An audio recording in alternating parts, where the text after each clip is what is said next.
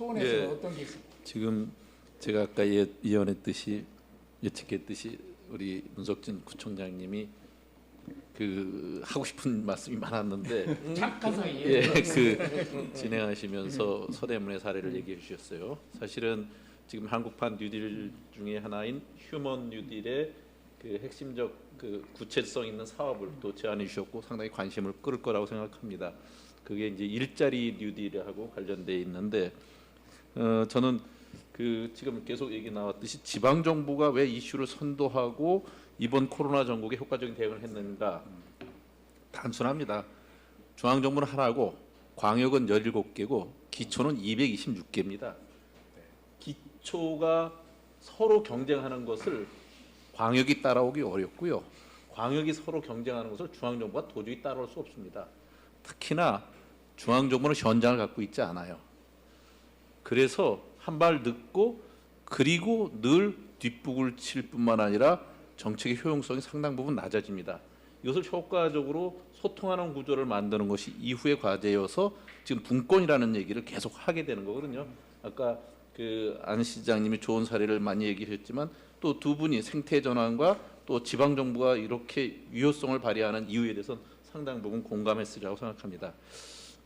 제가 그 우리 서대문 구청장님 말씀하시는 그 많은 우수한 정책들은 오늘 아마 얘기를 해도 끝이 없을 텐데 어쨌든 그런 것들이 이번 코로나를 이기는 힘이 됐고 그것이 협업 체계로서 상당 부분 성과를 거둔 것을 중앙 정부는 인정을 할 수밖에 없을 거다 하는 생각을 합니다. 제가 발표하시고 토론해 주신 분들의 한두 가지씩만 좀 저희 의견을 좀 드리도록 하겠습니다.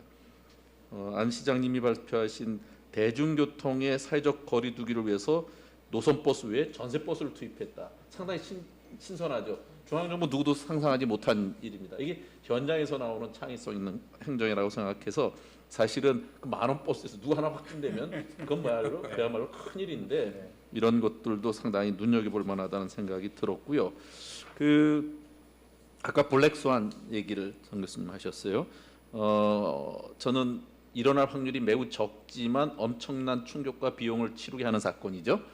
근데 제가 10년 시장하는 동안 앞에 5년은 메르스가 가장 큰 일이었어요.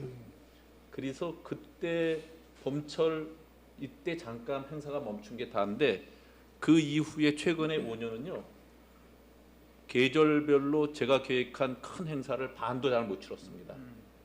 태풍 또 그 아프리카 돼지열병, 구제역 또 지금 그 코로나까지 그야말로 감염병과 각종 사회적 재난이 계속 닥쳤습니다. 근데 이것은 더욱 빈발할 걸로 예상되기 때문에 근본적으로 현대 산업문명이 갖고 있는 것에 대한 성찰을 통해서 생태 전환을 확실히 이루는 것이 분명히 필요하다는 것을 중앙 정부가 깨닫고 특히나 한국 정부는 기후 악당이라고 일컬어지는 국제사회의 그야말로 질타와 비난에 대해서 이제 비난을 피하기 급급한 게 아니라 근본적인 전환을 하지 않으면 안 된다는 생각을 저는 늘 하거든요.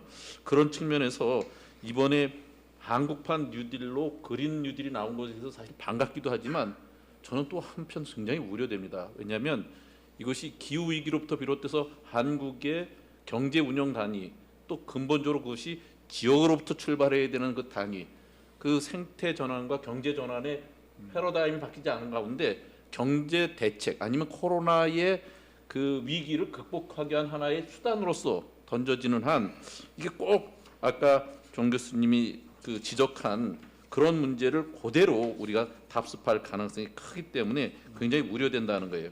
이를테면 그 사람이 투자하는 뉴딜이 아니라 단지 그 기후 위기를 해결하는 야심찬 전환이 아니라 그저 지금 이 경제 위기를 극복하기 위한 하나의 수단으로 던져졌을 때 이것은 또 다른 4대강 사업으로 이해되거나 그런 그 함정에 빠질 우려가 아주 크다는 것을 분명히 지적해야 되는데 지금 그게 아니라 임기응변적 대응으로 급급해 있다 보니까 지금 얘기하신 두산중공업 같은 기존 탄소 관련 기업에 오히려 도움을 주는 이런 식의 결과를 초래할 수 있다는 우려를 우리는 잊지 말아야 된다 하는 생각을 합니다.